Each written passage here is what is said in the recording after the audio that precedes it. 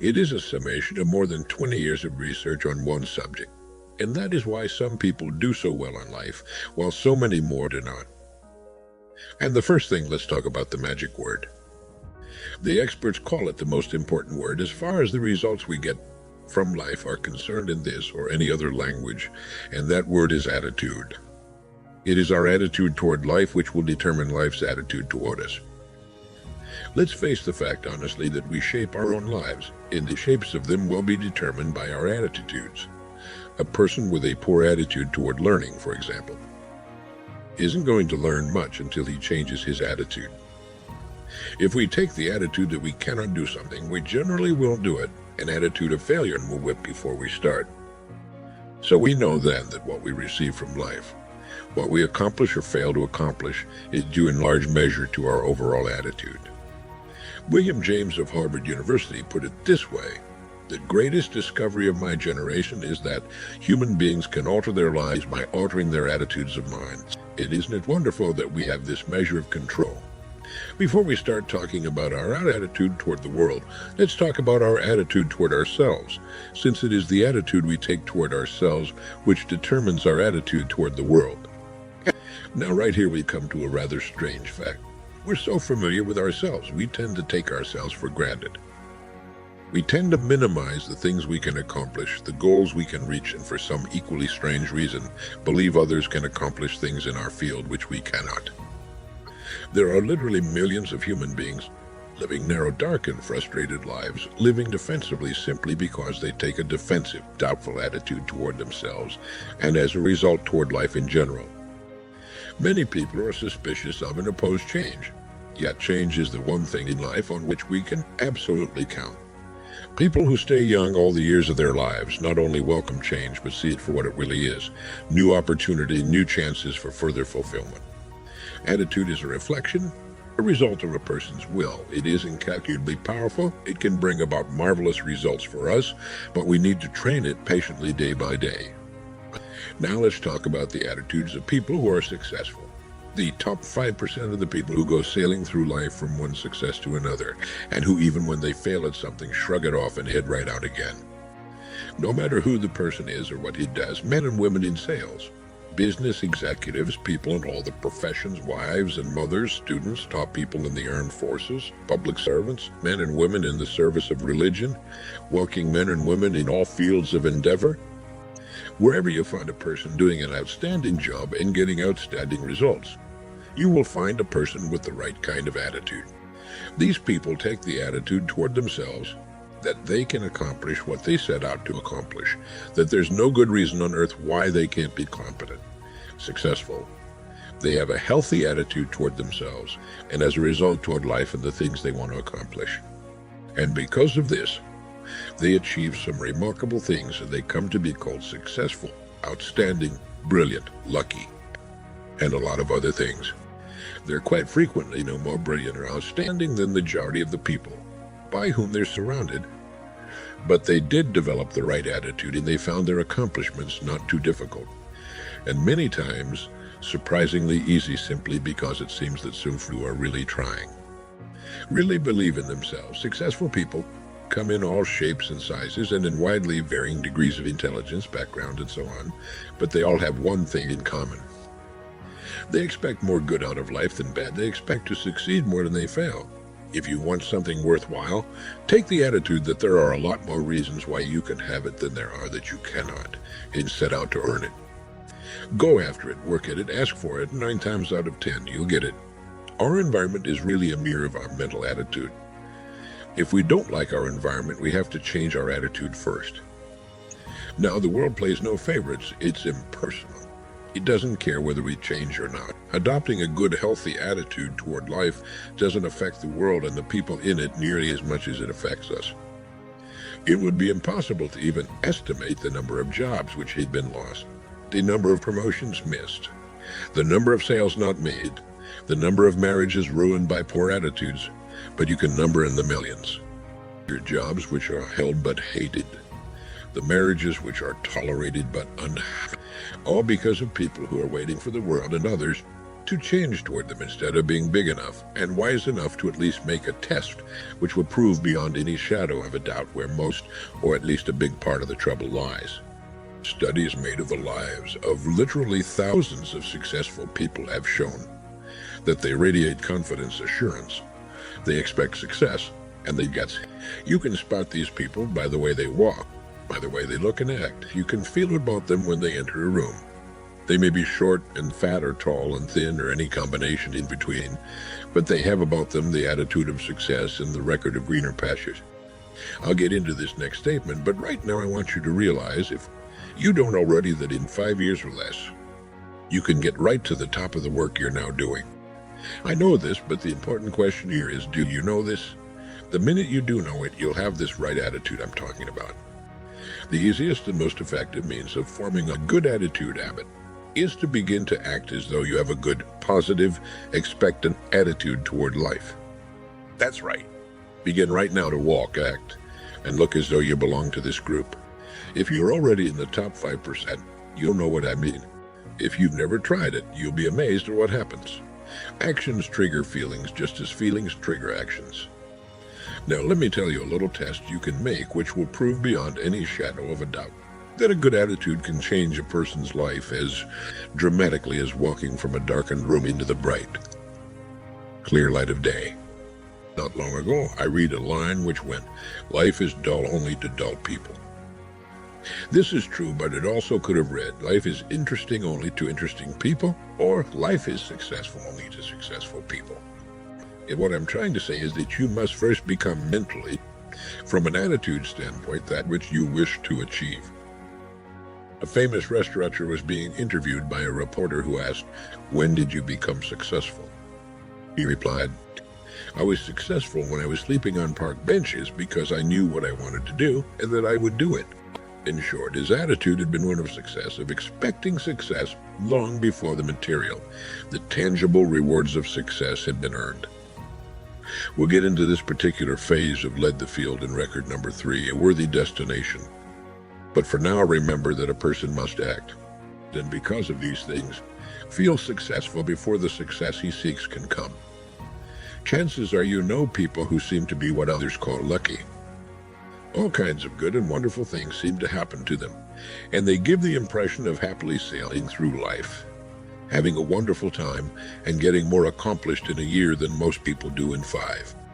This has been figured out fairly scientifically, and if anyone will conscientiously go about the test I'm going to recommend and stay with it every day for the next 30 days without fail, that person can join this small, happy, and extremely productive group of people.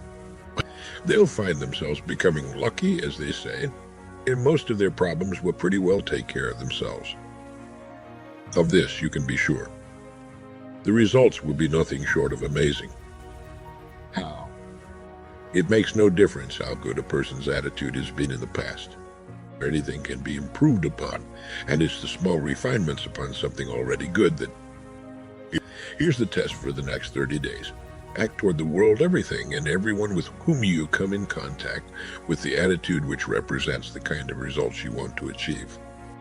That is, if the result you want is more success in what you're doing, act as though you are already in possession of the success you seek. If you want others to treat you with admiration and respect, treat others with admiration and respect first. Have you ever stopped to think of this? Every human being on earth is the most important human being on earth as far as he or she is concerned. You may never get anyone to admit it, but it's a fact. So, for the next 30 days, treat every person with whom you come in contact as the most important person on earth, remembering as you do so that as far as that person is concerned, he is now the reason. I say treating...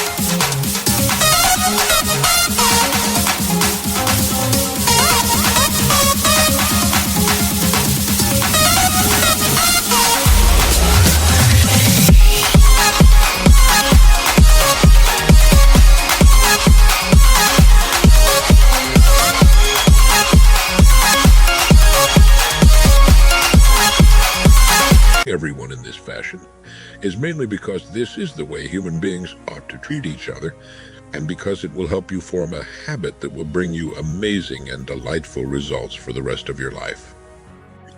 Have you ever noticed that the higher you go in any organization of value, the nicer the people seem to become? You see, the bigger the person, the easier it is to talk to him, to get along with him, to do business with him. You know why? It's because he's got a good attitude, and people with the best attitudes just naturally gravitate toward the top. Who, for 30 days, act toward others in the world at large in exactly the same manner you want the world and others to act toward you. Treat your wife or husband as the person he or she really is, the most important person in your life. The same with the children. Carry out into the world each morning for 30 days the kind of attitude you would have if you were the most successful human being on earth, and notice how it quickly develops into an habitual attitude. When a person does this, he should realize he has already placed himself on the road to what he seeks. He is right now in the top 5% of the people in this or any other country. He has prepared the ground and planted the seed. He has made of himself a magnet, an embodiment of that which he seeks. Before metal can be cast into a desired shape, the mold, the expected receptacle, must first be fashioned. Before a building can be erected, the excavation must be made and the foundation laid. Before a person can achieve the kind of life he wants, he must become that kind of individual. He must think, act, talk, walk, and conduct himself in all of his affairs as would the person he wishes to become. He is then actually that person, and the things that person would have and do would naturally come to him almost immediately. A change would be noticed. Irritations that used to frustrate and annoy disappear. When some less informed individual gives you a bad time, stay on the track. When someone cuts in front of you with his car or acts in any other manner that shows his ignorance,